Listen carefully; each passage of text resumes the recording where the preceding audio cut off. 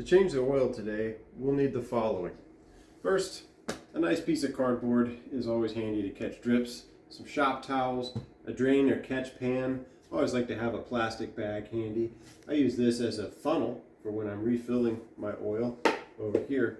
To drain the oil, I like to use an oil pump extractor on these little cars. It really makes it nice and easy. You can get those on Amazon.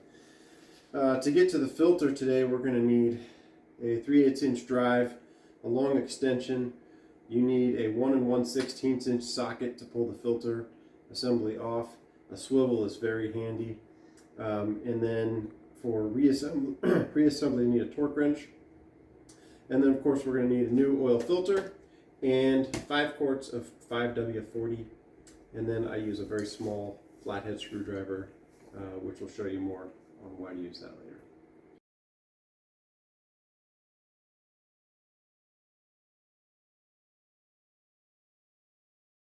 Step 1 is to remove the dipstick and set aside. Because the Abarth sits so low to the ground, my preferred way of removing the oil from the engine is to use a pump. I got this little pump off of Amazon. The big hose side of it goes into your catch pan. I'll show you that here in a little bit.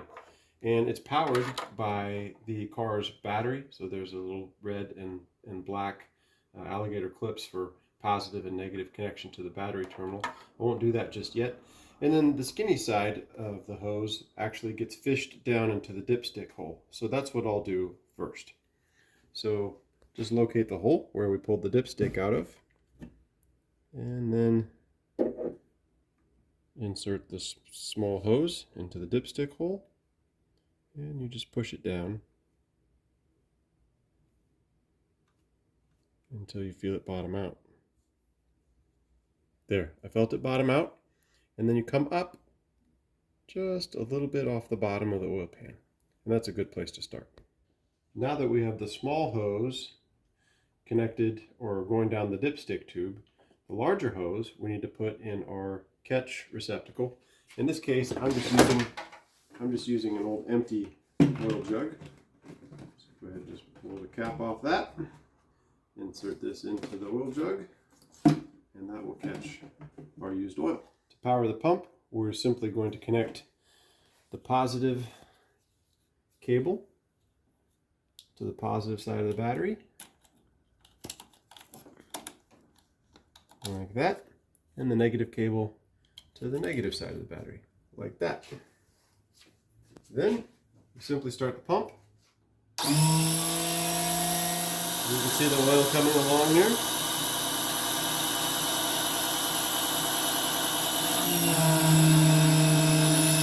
And down it goes. Once the pump is done, remove the hose from the dipstick hole and let the remaining residual oil in the hose drain into your catch pan. Whoop. Try not to get it on your clothes.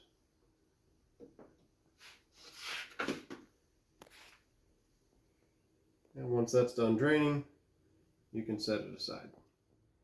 Before you attempt to remove the oil filter, slide a piece of cardboard under the car, because there'll be some drips. Once you have your tool assembled, locate the oil filter on the passenger side of the vehicle. Fish the socket down.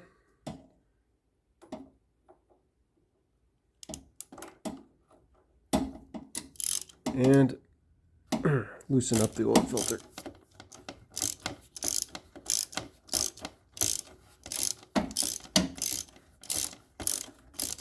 Once it's nice and loose, slide the tool out of the way. Grab a couple of shop rags because you might need them. And then you've got to fish this thing out of this side. Finish loosening it up by hand. And it is not an easy path out of here, but I promise it'll come out. Just keep pulling it up and out, up and out, up and out, up and out. Little wiggle here, little wiggle there, and then catch as much of that oil as you can. And then I usually go back down and clean things up. Let the oil filter assembly sit on a catch pan and drip for a while, because there'll be a bunch of oil in there. Once it's sat for a few minutes, grab the whole assembly, get a rag or something, and grab the filter. These are in here pretty tight, so you really have to kind of wrench this sucker out of there and get it to pull off like that. Then set this in a sack or something and wipe this out.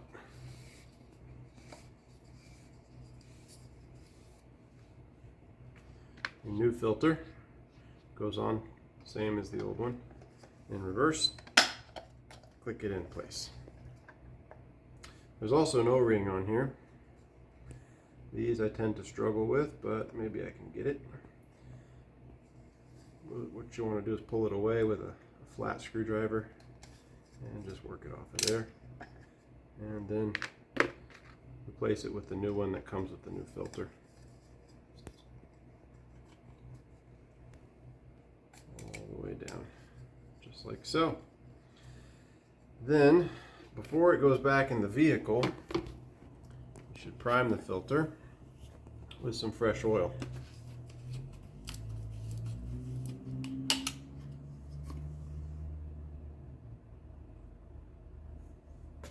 Don't forget to put a little bit of that on that O-ring all the way around. Now it's ready to go back in the car. Replacing the oil filter is the reverse of disassembly. You take your primed filter and you just fish it down in here. And again, it's a little awkward. It's a tight fit, but it'll go. Just wiggle it down, wiggle it down, wiggle it down. Get it down in there.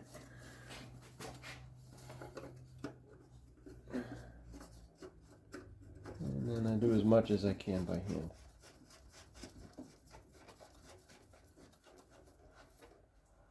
Once it's snug by hand, grab this tool.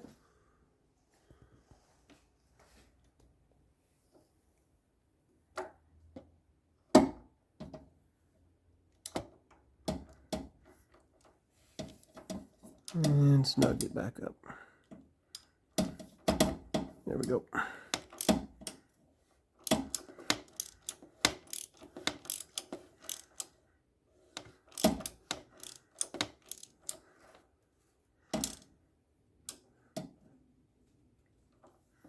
That's that.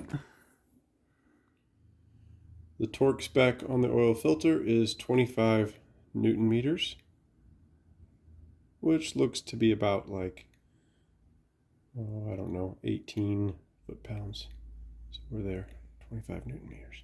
Perfect. Now that everything's drained and we've changed the filter, it's time to refill the engine. Move the little cap. This is my cheap filter, or my cheap funnel. And then go ahead and put your oil in the engine. Alright, once you've got 4 quarts of oil in the engine, time to pull your funnel out. Clean up your drips, keep everything neat. Okay, replace the cap.